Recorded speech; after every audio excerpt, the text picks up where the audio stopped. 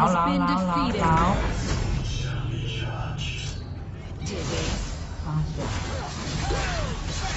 Enemy ultimate.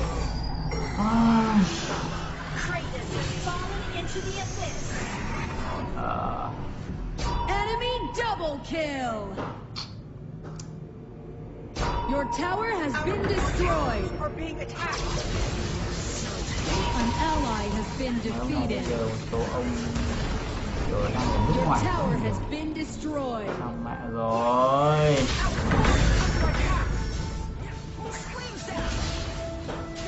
An enemy has been defeated.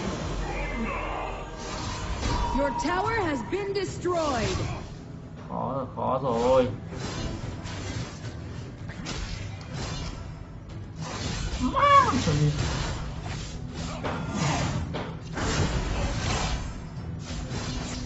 Gaga là ai đấy quân?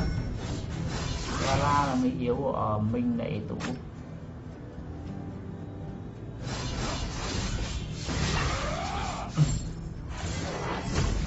Ở đây ở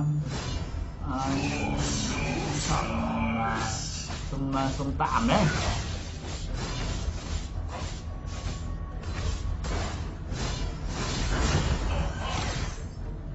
Rồi. Enemy ultimate. Anh em bình tĩnh nhá. Anh em bình tĩnh.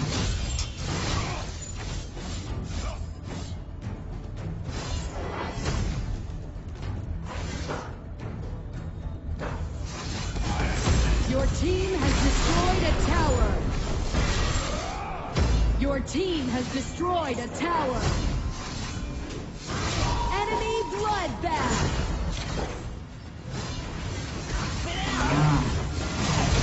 Chó này. Your team has destroyed a tower. Oh. You have been defeated.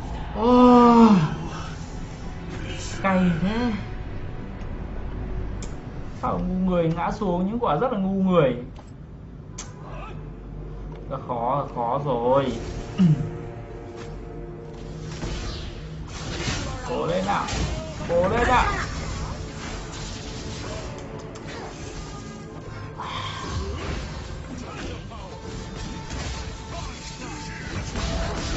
An ally has been defeated.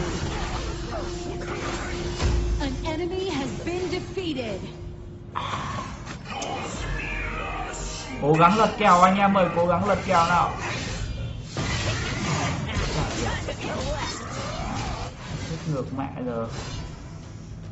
An ally has been defeated. Enemy dominating.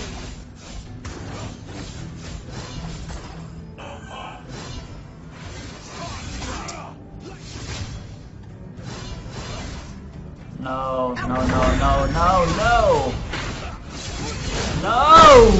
Thôi xong rồi. Nó để lên một kim cương. Chưa lên được. Trận sau Murat đi anh. Đừng quất em. Đừng quất em. Vãi trưởng. Ông này biết tại sao mà lại là được MVP rồi. Bởi vì đặt cái tên là đừng quất em mà thành ra là mấy ông không dám quất. Chán mấy ông thật đấy. Thấy đừng quất ông thế là mấy ông không dám quất thật. Ôi lại phải cố gắng tiếp nữa rồi. Ok, tiếp tục rank kim cương nhá. Tiếp tục các bạn rank kim cương có thể vào nhá. Like anh em hết rồi. Team 5 tiếp nhá. Cay. FC cởi liếm là ai? Đây rồi.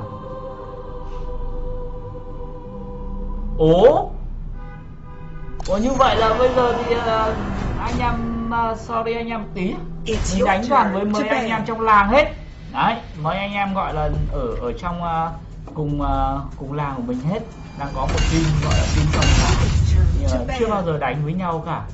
Chưa bao giờ chơi cùng với nhau cả, cho nên là không biết có hợp với nhau hay không.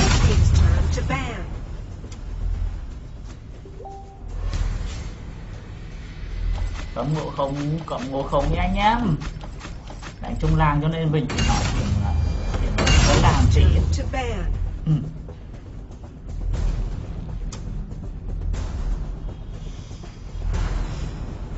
Xem rồi, cấm nam rồi. Slim nhá. Anh em nhường cho mình Slim. Oh my god.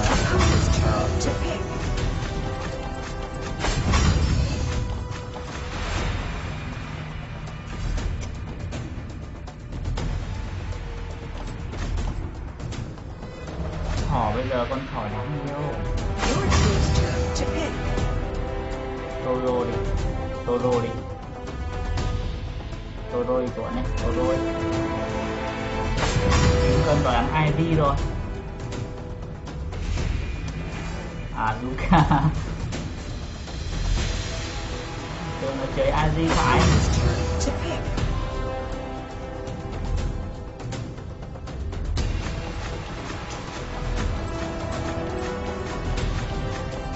Idol cuốn, anh cuốn idol. Chào chủ quyền nhé. Chơi thì chơi thì được ỷ trần luôn, chứ đừng kiểu chơi trần xong rồi về đậu về án không được quá. Sao danh cho mình một em thiện. Thì nhiều bạn chơi xử lý quá. Nhiều bạn bảo là comment ở livestream mình buồn là mình phải chơi sơ gì thôi. Tìm ốc lời những người ấy để ngọc những người ấy khổ đó vậy.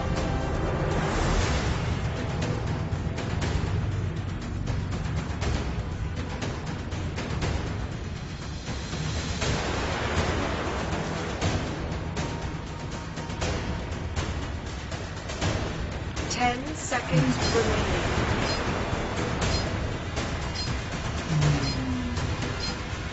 Cố gắng thành chiến thắng trong trận đấu này.